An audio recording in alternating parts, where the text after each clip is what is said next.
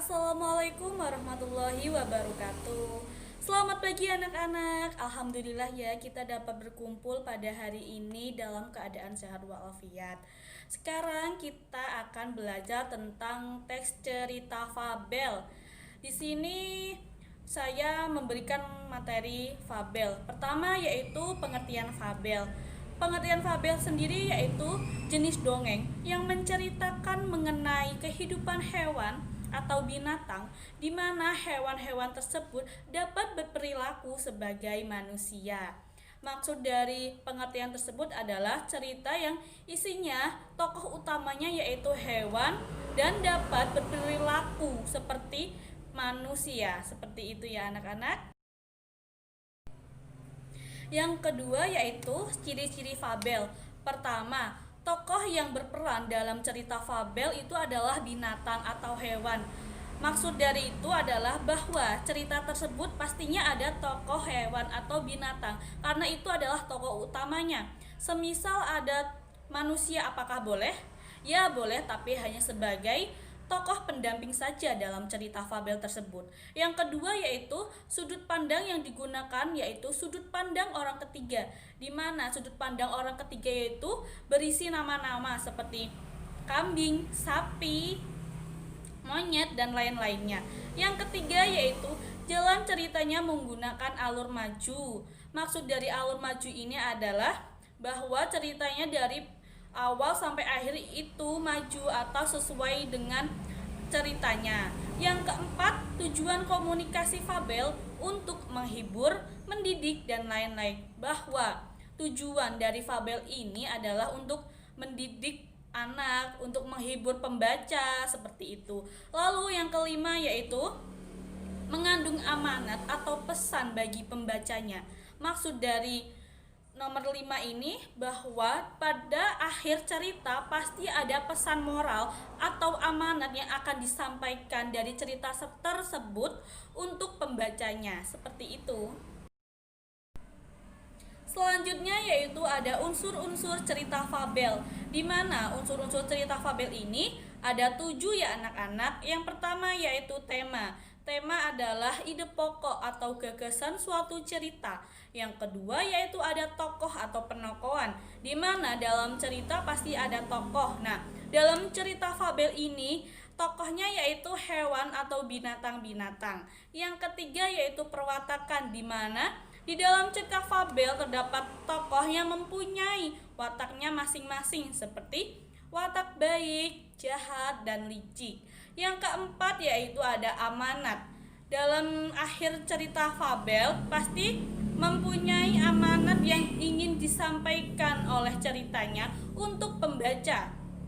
Yaitu yang kelima ada sudut pandang. Dalam sudut pandangnya cerita fabel mempunyai sudut pandang orang ketiga atau mempunyai nama-nama seperti kambing, sapi, kura-kura, dan lain-lainnya ya anak-anak. Yang keenam yaitu tujuan komunikasi. Nah, tujuan komunikasinya yaitu untuk menghibur para pembaca, mendidik pembaca, dan lain-lainnya. Dan yang ketujuh yaitu alur. Alur yang disampaikan atau yang digunakan dalam cerita fabel ini yaitu alur maju ya anak-anak.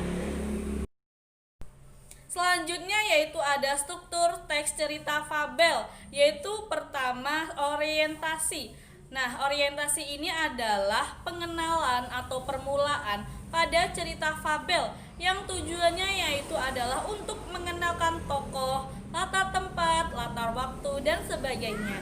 Yang kedua yaitu komplikasi, adalah puncak masalah yang dialami dan dirasakan oleh cerita tersebut. Yang ketiga yaitu adalah resolusi. Nah, di sini resolusi yaitu berisikan pemecahan masalah yang dialami dan dirasakan oleh pembaca. Nah, yang keempat atau yang terakhir yaitu kode.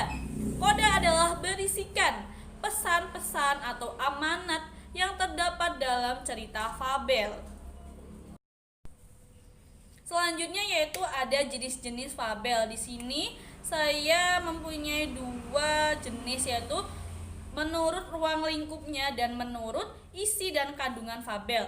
Yang pertama yaitu berdasarkan ruang lingkupnya, yaitu Yang pertama, fabel lokal atau kedaerahan, yaitu cerita fabel yang berasal dari daerah dan tidak menyebar kemana-mana. Yang kedua yaitu fabel Nusantara, yaitu fabel yang berasal dari daerah dan telah menyebar ke seluruh pelosok Nusantara. Dan yang ketiga yaitu fabel internasional. Nah, fabel ini yaitu berasal dari suatu negara dan telah menyebar ke seluruh dunia. Selanjutnya yaitu berdasarkan isi dan kandungan cerita fabel.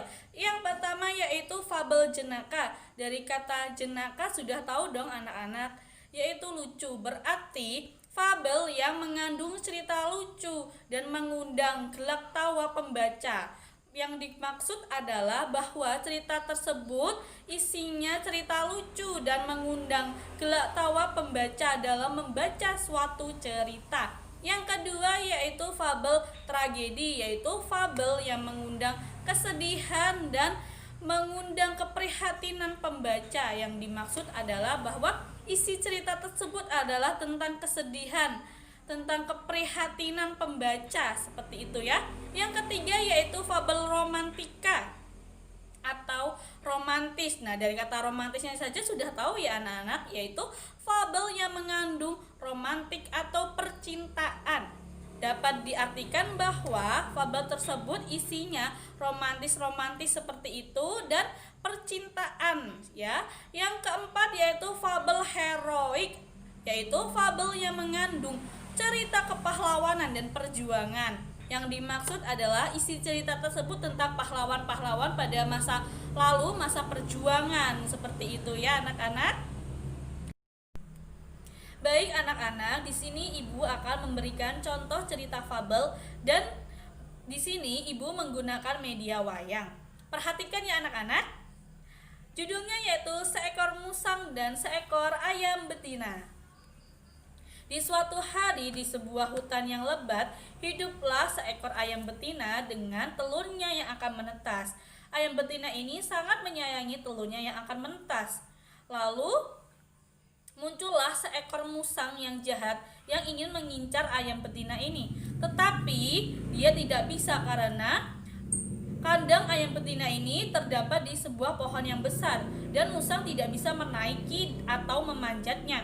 Lalu muncullah akal bulus sang musang, yaitu dengan cara mendekati pagar yang ada di dekat pohon besar itu dan berkata, "Wahai ayam, turunlah, aku menyampaikan pesan dan sesuatu dari sang raja hutan." Lalu ayam pun mendengarnya, tetapi terlebih dahulu dia sudah mengetahui akal bulus sang musang dan ia menjawab, "Iya musang, sebentar ya, aku juga menyampaikan pesan dan sesuatunya dari sahabatku yaitu serigala. Sebentar ya." Serigala, serigala.